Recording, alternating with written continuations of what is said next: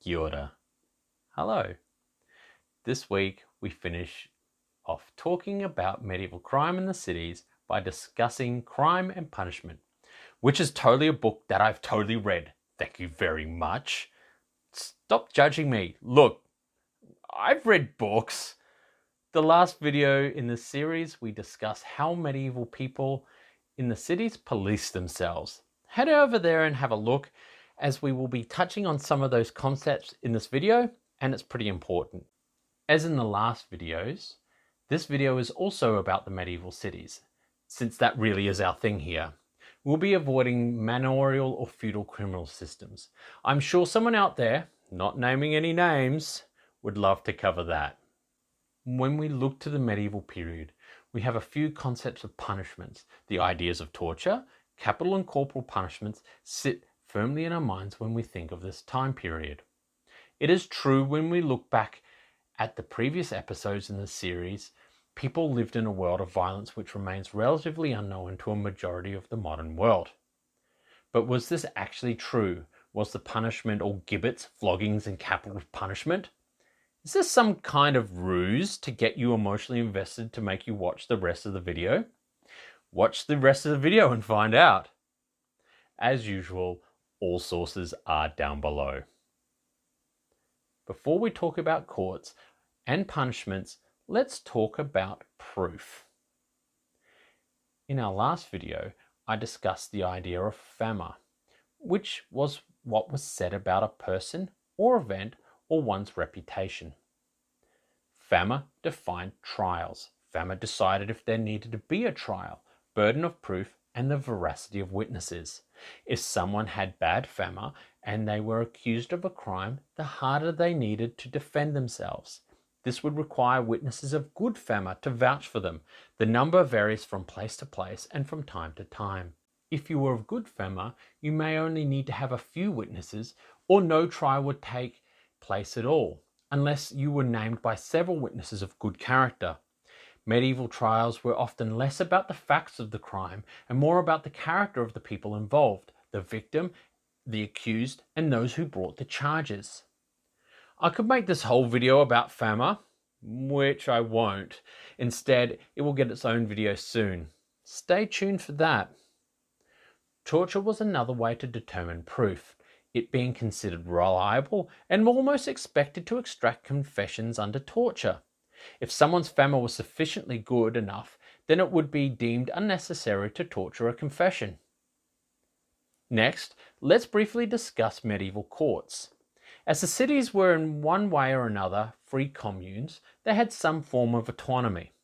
I'm going to make some very broad statements here. Oh, so broad. Cities often had councils of burghers or aldermen. These councils very often had courts of trial. In Ghent, for example, there were 2 colleges of 13 councillors. One of these colleges had within its duties to hold a court of trial. This was known as the Schepennen of the Cure. They also handled relationships with the count and his bailiff. In York, in 1343, the mayor and bailiffs had a court to deal with assault, and between 1351 and 1392, commissions were granted for the mayor, a few prominent citizens, and 1 or 2 royal judges for a court. There were still county courts, and of course the King's Court, which was seen as the highest level of judges. There were also guild courts, which you just know I'll be talking about in a video on the guilds, and of course, church courts. But in the cities, crimes are as a whole being tried in these local courts or the town courts. Now on to punishments. This is where the topic becomes interesting. Imprisonment was not a tool of punishment in the medieval period. Detention was used to hold a person awaiting trial. Debtors or people who could not pay their fines. People in prison had to pay for their lodgings. Medieval punishments were punitive in nature. To understand this, we need to understand a punishment needed to set the community right. Punishments were public displays of injustice to restore order back to society. In our last video, we discussed the peace of the feud. If justice was not served, then vendettas and feuds were more likely.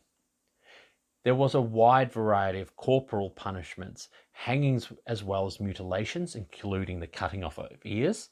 People were whipped, most often with a rope. They were to be partly naked. Women would be beaten by another woman, as to maintain modesty. Thieves could be drowned, as documented in France in the 13th century. Some places had gendered punishments. In the 13th century Venice, men had to have their arms amputated or eyes gouged out, while women had lips, nose, or tongues cut off. In 14th and 15th century Dubrovnik, the penalty for theft for women was to have their nose cut off. Blasphemers may be placed in a gibbet, a cage, and this could be lowered into the river 3 times. Special punishment was reserved for counterfeiters, who would be boiled in a pot. Don't worry, that pot would not be used for anything else. They weren't monsters. These punishments serve as deterrents, and many times are not carried out. Often, parties instead having to pay a fine as penalties for these crimes. In the case of minor crimes, sometimes there would be a corporal punishment and a fine, such as a beating, accompanied with a fine. Fines were the most common penalty. This could be a simple cash fine payable to the town. Other times this may be a direct compensation to the victim of the crime. Town councils appear to have been more likely to have opted for an arbitration between aggrieved parties than regional courts, this option even being available to homicides, the victim's family being paid a blood price. Since arbitration inflicted less severe punishment than court trials, magistrates encouraged it. In Ghent, between 1351 and 1379, there were 751 homicides that came before arbitration, in which the guilty party paid the blood price and no fine to the city. In Nuremberg, if 2 parties would not make peace, 2 councillors had the right to impose peace and take a bond from the principals. This bond was forfeited if violence should break out within city limits. Medieval cities also utilized the tool of exile or banishment as punishment. Often this was due to political crimes or people who have been declared outlaw. This could mean the seizure of all property within the town and banishment, either for a defined period or permanently. There are cases of perpetrators being forced to go on pilgrimage. To avoid banishment, one could often pay a fine to the city. Of course, all this would not matter if you were to receive a pardon. Often people were sentenced to punishments, or after committing a crime, they fled a town or region for fear they would not receive justice. In these cases, they were judged in absentia and outlawed. It was not uncommon for their conviction to be reviewed and they to be pardoned with a lesser punishment, such as a fine, or receive a royal pardon if the community should entreat the king's court. If we refer to last week's episode, where our friend Hugel, after defending himself from young Cochon, who after a scuffle died from his wounds, Hugel, fearing that he would not receive justice, fled. Even though he was defending himself, homicide was punishable with death. He received a king's pardon. After his case was put to the court, Hugel was able to return home, and in the eyes of the community, his reputation was upheld. The Fama to this integral. He was the aggrieved party and now being pardoned. He is wiped of all wrongdoing. So we can see here that the medieval period was not as barbarous as cruel as is often portrayed. We can see they preferred to settle cases in arbitration.